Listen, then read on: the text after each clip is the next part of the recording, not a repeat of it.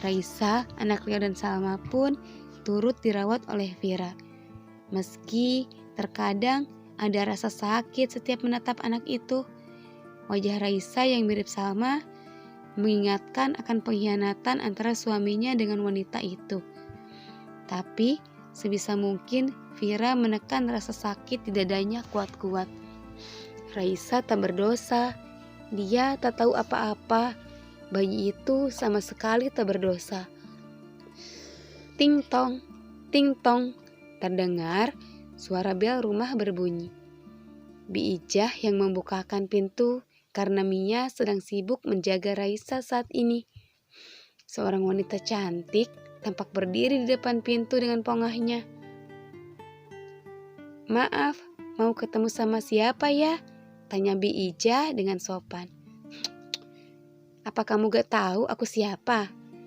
Wanita yang berdiri di depan Bi Ijah berkata dengan sombong. Bi Ijah menggelengkan kepalanya karena memang merasa tak mengenalnya. "Hah, dasar babu," bentaknya dengan ketus. Wajah Bi Ijah memucat dibentak seperti itu. "Kenalkan, aku ini Salma, istri Mas Leo." Dengan lantangnya dia berkata, ya, dia adalah Salma yang sengaja datang untuk menemui Leo dan Raisa anaknya. Kondisinya memang lebih baik dari Leo. Dia tak kekurangan suatu apapun. Berbeda dengan Leo yang kakinya pincang. "Oh, jadi kamu pelakor itu ya?" Tiba-tiba saja Mia sudah berada di belakang Bi Ijah ibunya. "Mia," ibunya berkata lirih. Tak mau anaknya berdebat dengan wanita yang merupakan masih istri tuannya itu. "Dia yang mulai, Bu. Dia membentak ibu," Mia berkata dengan sewot. "Hah, kalian itu babu memang tak tahu diri." Dengan sombongnya, Salma segera masuk ke dalam rumah tanpa memperdulikan mereka berdua. Mia dan Bi Ijah menggelengkan kepalanya dengan heran. Heran dengan sikap Salma. "Kok Pak Leo mau ya nikah sama wanita sombong seperti dia?" cibir Mia. "Hush, udah jangan bicara begitu. Ayo kita ke dalam." Bi Ijah menarik tangan Mia masuk ke dalam. Salma berteriak-teriak dengan kasar dan suara lantang. Vira, Mas Leo, keluar kalian, aku mau bicara." "Dan mana anakku, Raisa?" "Salma, kenapa membuat keributan di rumah orang?" bentak Dimas tiba-tiba. Dimas memang menginap di rumah Vira sudah seminggu ini karena kebetulan ada urusan bisnis. Wajah Salma langsung memucat melihat Dimas ada di sini.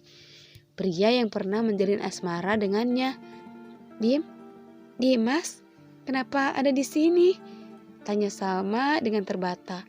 Dia merasa malu ketahuan sudah marah-marah di rumah Vira oleh Dimas. "Ini kan rumah sepupuku, wajar dong kalau aku ada di sini." Dimas menyeringai. "Aku hanya ingin menemui anakku," ujar Salma lirih dengan raut wajah yang dibuatnya sedih. Ia ingin menarik perhatian Dimas. "Oh begitu." Dimas manggut-manggut. "Duduklah," Dimas berkata dengan lembut. Salma pun berusaha bersikap baik. Ada Dimas di sini. Dia ingin terlihat baik di depannya. Kini mereka sudah duduk dengan saling berhadapan. "Apa kamu masih ingin menjadi istriku?" tajan Dimas tiba-tiba. Dia menatap Salma dengan hangat dan suara yang lembut juga. "Apa?" Salma melongo menatap Dimas dengan tak percaya. "Iya, kamu jadi istriku," Dimas berkata dengan serius. "Bukankah kamu merasa jijik padaku?" ujar Salma. Dia heran dan tak percaya dengan apa yang dikatakan Dimas. Pria itu sudah mencapakannya dulu. Setelah tahu dirinya istri kedua Leo, kenapa tiba-tiba bicara seperti itu? Ini jadi pertanyaan besar untuk Salma. "Waktu itu aku," ujar Dimas menjelaskan.